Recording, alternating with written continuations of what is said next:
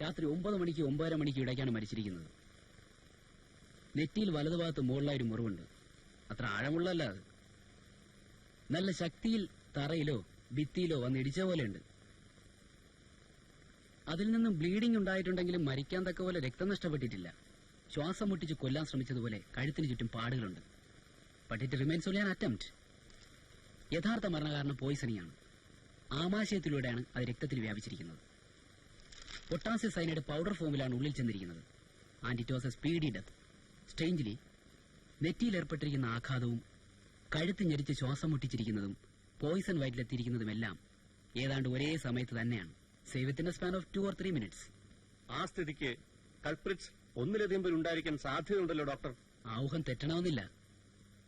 ഒരാൾ തള്ളി താഴെയിട്ട് കഴുത്തിലൂടെ ചമർത്തുന്നു. അവരൻ വിഷം വായിൽ തൂകുന്നു. Possible. And their motive? Sex is ruled out. No evidence for rape or molestation.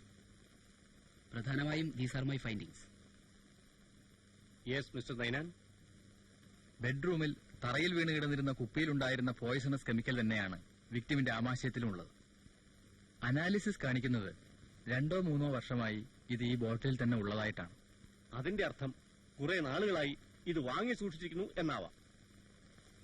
വിക്ടിമിന്റെ തലക്കേറ്റിരിക്കുന്ന മുറിവ് ഡൈനിങ് ഹാളിൽ നിന്നും അടുക്കളയിലേക്ക് കടക്കുന്ന വാതിലിനടുത്ത് ഉന്തി നിൽക്കുന്ന ഭിത്തിയിൽ തട്ടി ഉണ്ടായതാണെന്ന് ഊഹിക്കാം. അവിടെ ഒരു സ്ഥലത്ത് നേരിയ രക്തക്കറ കാണുന്നുണ്ട്. ഡൈനിങ് ടേബിളിന് മുമ്പിൽ നല്ലൊരു സ്ട്രഗിൾ നടന്നതിന്റെ എല്ലാ ലക്ഷണങ്ങളും ഉണ്ട് സാർ. And the alcohol? അത് ബ്രാൻഡ് നെയിം സൂചിപ്പിക്കുന്ന വിസ്കി തന്നെയാണ്. അതിലും അതൊഴിച്ചു കുടിച്ചിട്ടുള്ള ഗ്ലാസുകളിലും വിഷാംശമൊന്നുമില്ല. മേശപ്പുറത്തുണ്ടായിരുന്ന ഭക്ഷണം തുറന്നിട്ട് പോലുമില്ലായിരുന്നു. മദ്യം കുടിക്കാൻ 2 ഗ്ലാസുകൾ ഉപയോഗിച്ചിട്ടുണ്ട്. ഒന്ന് പൊട്ടി തറയിൽ കിടന്നിരുന്നത്, മറ്റേത് ടീപ്പോയിൽ ഇരുന്നിരുന്നത്.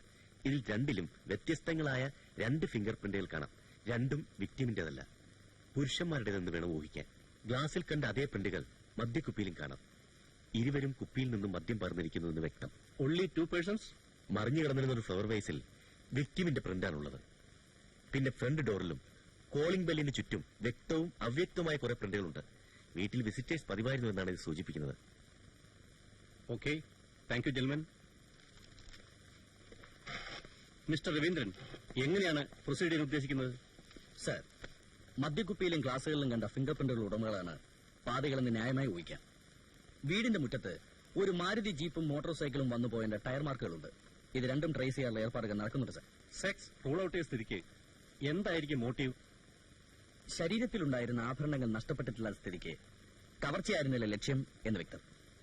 പിന്നെ ബെഡ്റൂമിൽ തുറന്നു കിടന്നിരുന്ന ഒരു ചെറിയ പഴയ തുകൽപ്പെട്ടി എന്താണ് ഇൻഡിക്കേറ്റ് ചെയ്യുന്നതെന്ന് വ്യക്തമല്ല. തീർച്ചയായും വിലപിടിപ്പുള്ള എന്തെങ്കിലും സൂക്ഷിക്കാൻ പറ്റുന്ന ഒരു പെട്ടി അല്ലത്. അതിനകത്ത് ഞാൻ കണ്ടത് പുരുഷന്മാരാരോ ഉപയോഗിച്ചിരുന്നതെന്ന് തോന്നുന്ന ഒരു കണ്ണടയും പഴയ ചില ഡയറികളും നോട്ട് ബുക്കുകളും ചില സർട്ടിഫിക്കറ്റുകളൊക്കെയാണ്. അതെല്ലാം ഡീറ്റെയിലായി ചെക്ക് ചെയ്തുകൊണ്ടിരിക്കുകയാണ് സാർ. വിഷം കണ്ടെയ്ൻ ചെയ്ത കുപ്പിയുടെ അടപ്പും അതിൽ തന്നെ ഉണ്ടായിരുന്നു. ആകെ കോംപ്ലിക്കേറ്റ് ആണ് തോന്നുന്നു. Anyhow, wish you all the best. Sir, ഇവനാണ് സാർ പ്രിൻസ് വൈൻസ് നിന്ന് വിസ്കി ബോട്ടിൽ വാങ്ങിയത്. സംഭവ സ്ഥലത്തുണ്ട് ഭക്ഷണപ്പൊതി ഇവൻ അന്ന് തന്നെ ഹോട്ടൽ അനുസാരിന്ന് വാങ്ങിയതാ. 2 ദിവസം സമ്മതിച്ചു. ബാക്കി സാറോട് സമ്മതിപ്പിക്കാൻ വിചാരിച്ച് അകത്തിട്ടിരിക്കുകയായിരുന്നു. ഇറങ്ങി വേണ ഞാൻ പറയില്ല. എന്താ എന്റെ ജോലി? ജോലിയൊന്നുമില്ല. അവന് ജോലിയൊന്നുമില്ല. പക്ഷെ അവൻ കുടിക്കുന്നത് വിസ്കി, തിന്നുന്നത് പൊറോട്ടയും ചിക്കനും ഉള്ള കഴിവേറിയും കുട്ടിക്കട്ട സാർ പറയണം. നിനക്ക് ആ സ്ത്രീ എങ്ങനെയാണ് പരിചയം? എനിക്കൊരു സ്ത്രീയും പരിചയമില്ല സാർ. പിന്നെ നീ വാങ്ങിയ കുപ്പിയും പുതിയ എങ്ങനെ നടത്തിടാ? അത് ഞാൻ വേറൊരാൾക്ക് വാങ്ങിച്ചു കൊടുത്തതാ. അങ്ങനെ വരട്ടെ. ആർക്കാണ് വാങ്ങിക്കൊടുത്തത്? ആർക്കാണ്? അയ്യോ, ഞാൻ പറയാം സാർ. ആർക്കാണ് വാങ്ങിച്ചു കൊടുത്തത്? സൈമൻ മുതലാളിക്ക്. നിനക്കെങ്ങനെ അയാളെ പരിചയം?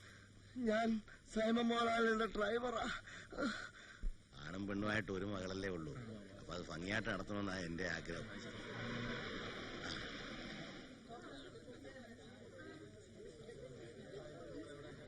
ഞങ്ങൾ താമസില്ലല്ലോ. ഇറങ്ങി വന്നാട്ടെ. ഡോക്ടർ ഇന്നലെ വരുമെന്ന് ഫോണിൽ പറഞ്ഞിട്ട് ഇന്നലെ തിരിക്കാൻ തുടങ്ങിയപ്പോ ബ്രദർ വൈഫും കൂടെ പെട്ടെന്ന് കയറി വന്നു. ജോണി, ആ, അവൻ അമേരിക്കയിലോട്ട് പോകുന്നോ? മറ്റന്നാ പോവും. യാത്ര ചോദിക്കാൻ വന്നതാ. അപ്പൊ പിന്നെ ഞങ്ങൾ ഇങ്ങോട്ട് പുറപ്പെട്ടാ ശരിയാകൂ? അത് നേരാ. എല്ലാരും എത്തിയിട്ടുണ്ട്.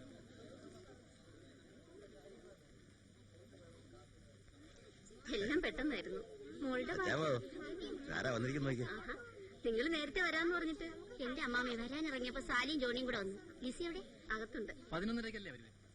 ലിസിമോളെ, ഇത് ആരാ വന്നിരിക്കുന്നുണ്ടോ? Good morning anti. നിന്റെ ആഗ്രഹം പോലെ തന്നെ വന്നല്ലോ. എംപിക്കാരനെ തന്നെ കിട്ടിയല്ലോ. വേഗം റെഡിയാകും മോളെ, അവര് പിഴിഞ്ഞെത്തും.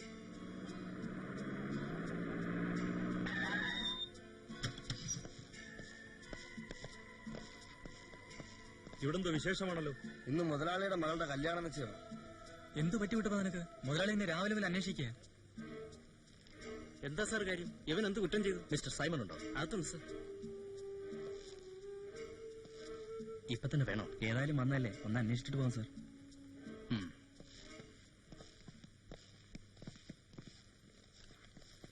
എന്താ കൂട്ടപ്പാ? മിസ്റ്റർ അബ്ബാസ്, ഇവൻ എന്ത് ചെയ്തു? എന്തിനാ ഇവനെ ഇങ്ങോട്ട് കൂട്ടിക്കൊണ്ടു? ഒന്ന് ഫോൺ ചെയ്താൽ പോരായിരുന്നോ? ഇത് സർക്കിൾ ഇൻസ്പെക്ടർ മിസ്റ്റർ രവീന്ദ്രൻ. ഇതുവരെ കാണാൻ പറ്റിയിട്ടില്ല. വന്ന കാര്യം പറയൂ. എനിക്ക് പ്രൈവറ്റായി അല്പം സംസാരിക്കണം. ഇപ്പൊ സാധിക്കില്ല. എന്റെ മകളുടെ വിവാഹ നിശ്ചയം നടക്കുന്ന ദിവസം ഇന്ന്. ഞങ്ങൾ വെയിറ്റ് ചെയ്യാം. വേണ്ട, നിങ്ങൾ ഉടനടി സ്ഥലം വിടണം. ഇപ്പൊ നിങ്ങൾ ഇവിടെ എന്റെ വീടിന്റെ മുമ്പിൽ ഇങ്ങനെ നിൽക്കുന്നില്ല, എനിക്ക് അല്പം അസൗകര്യമുണ്ട്. മിസ്റ്റർ സൈമൺ, നിങ്ങളുടെ സൗകര്യം നോക്കിയല്ല പോലീസ് ഡിപ്പാർട്ട്മെന്റ് പ്രവർത്തിക്കുന്നത്. താൻ അധികം ആളാകാടോ. തന്റെ അങ്ങേയറ്റത്തുള്ള പോലീസിനെ ഞാൻ അറിയും. തൽക്കാലം സ്ഥലം കാലിയാക്ക്. ഞാൻ സൗകര്യം പോലെ വന്ന് കണ്ടോളാം. ഞാൻ നിങ്ങളോട് സംസാരിച്ചിട്ട് ഇവിടുന്ന് പോകും. ഇൻസ്പെക്ടർ സാറേ, നിങ്ങൾക്ക് എന്താ വേണ്ടത്? ഈ ഡ്രൈവർ എന്ത് കുറ്റം ചെയ്തെന്നാ പറയുന്നത്? കുറ്റം ഡ്രൈവർ അല്ല ചെയ്തത്. പിന്നെ ഞാനാണോ? അതെ. എന്ത് കുറ്റം? അത് ഞാൻ ഈ നിൽക്കുന്ന എല്ലാവരുടെ മുമ്പ് വെച്ച് പറയണോ? അറിയാമല്ലോ. ഞാൻ നിങ്ങളോട് സംസാരിക്കാം. വരൂ, അകത്ത് വരൂ. ധൃതിയില്ല, ഞങ്ങൾ കാത്തു നിൽക്കാം. ഇപ്പൊ തന്നെ സംസാരിക്കാം. വരൂ. പ്രഭാകരൻ പിള്ളേ, സാർ. ഇവനെ നോക്കിയോ? സാർ, ഇവിടെ വേണം. എന്താ സാർ ഉണ്ടാ? ഞങ്ങളോടി അറിയട്ടെ. അറിഞ്ഞാ ഞെട്ടും. അങ്ങനത്തേക്ക് എന്നെ മനസ്സിലായില്ലേ? ലൂക്കോസ്, ദല്ലാ ലൂക്കോസ്. എന്താ അങ്ങനത്തെ കുഴപ്പം? കുമുദൻ കേസിൽ പ്രതിയാടോ സൈമൺ മുതലാളി? നേരോ? എന്റെ ദൈവമേ.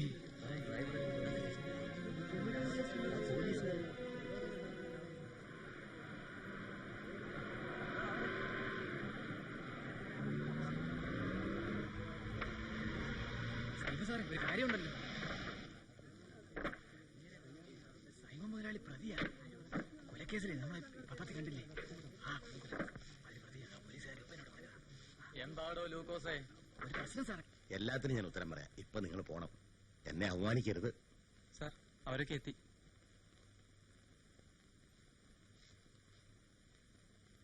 സൈമൺ മുതലാളി വരുന്നുണ്ട് കേട്ടോ.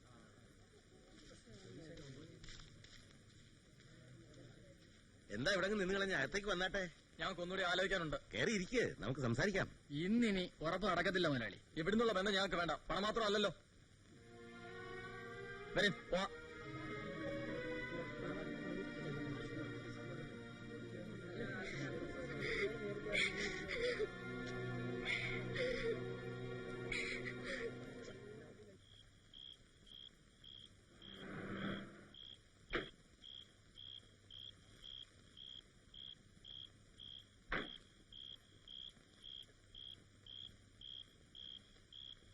അവിടെ വെച്ചേര്. നീ കാറുമായിട്ട് തോട്ടത്തുള്ള ബംഗ്ലാവിലേക്ക് വെക്കൂ. ഞാൻ 1 മണിക്കൂർ കഴിഞ്ഞ് എത്തും. ശരി. ഈ ജനലൊക്കെ നടച്ചേര്.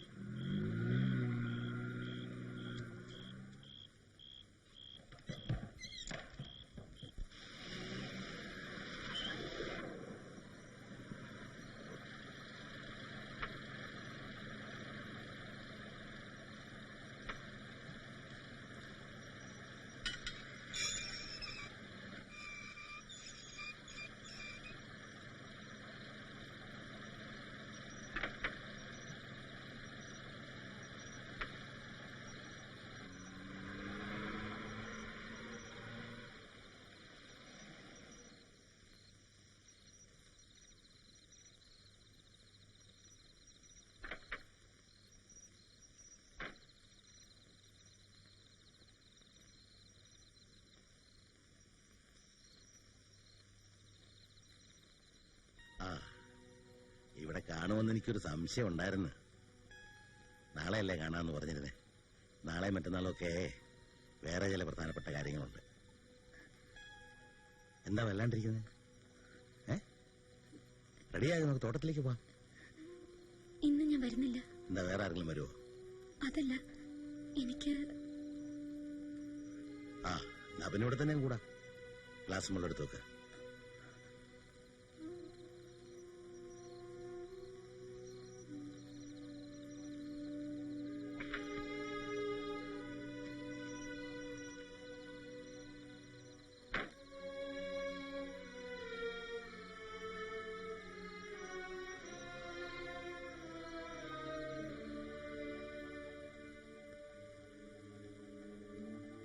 എന്ത് പറ്റി കുന്നത്തിന് നിന്ന്?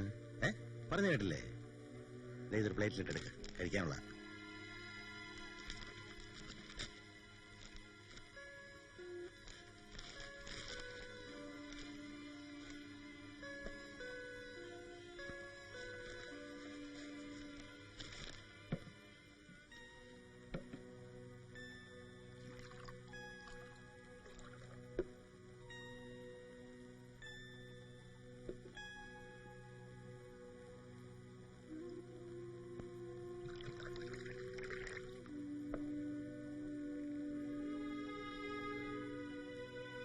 സ്വല്പം ഒഴിക്കട്ടെ.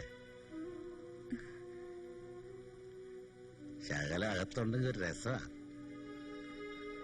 മുതലാളിക്ക് ഒന്നും തോന്നരുത്. ഇന്ന് എനിക്ക് നല്ല സുഖമില്ല. നാളെ നമുക്ക്... ഞാൻ പറഞ്ഞില്ലേ നാളെ എനിക്ക് വേറെ കുറച്ച് പണിയുണ്ടെന്ന്. കണ്ടിട്ട് അസുഖമൊന്നും തോന്നുന്നില്ലല്ലോ. കുറച്ചേരം ഇരുത്തി ഞാനങ്ങ് പോയിക്കോളാം. വാ. ഇന്ന് വേണ്ട, ദയവ് ചെയ്ത് മുതലാളിക്ക് പോണം. അങ്ങനെ പറഞ്ഞ എങ്ങനാ? നീ വാ.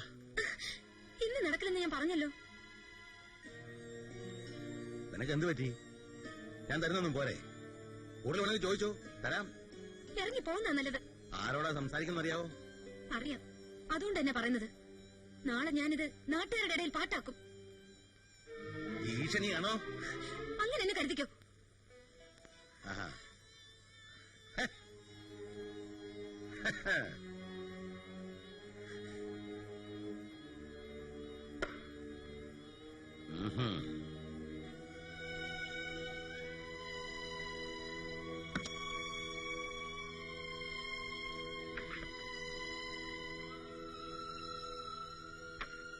കുമുദി ഈ ബന്ധം പുറത്താക്കുമെന്ന് നിങ്ങൾ ഭയന്നു.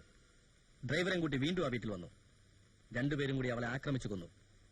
ആത്മഹത്യയാണെന്ന് തോന്നിപ്പിക്കാൻ നിങ്ങൾ കൊണ്ടുചെന്ന വിഷം വായിലൊഴിച്ചു കൊടുത്തു. ഇതല്ലേ ഉണ്ടായത്? നിങ്ങൾ പറയുന്ന കഥയില് വളരെ സ്വാഭാവികതയുണ്ട്. പക്ഷെ അത് സത്യമല്ല. എങ്കിൽ കഥ അല്പം മാറ്റി പറയാം. രണ്ടാമത് നിങ്ങൾ പോയില്ല, ഡ്രൈവറെയോ മറ്റാരെങ്കിലും അയച്ചു കൊല്ലിച്ചു. ഇങ്ങനെയാണോ? ഇൻസ്പെക്ടർ, ഇങ്ങനെ ഒരു ബന്ധത്തിൽ ചെന്നുപെട്ടത് തെറ്റായിപ്പോയെന്ന് എനിക്കറിയാം.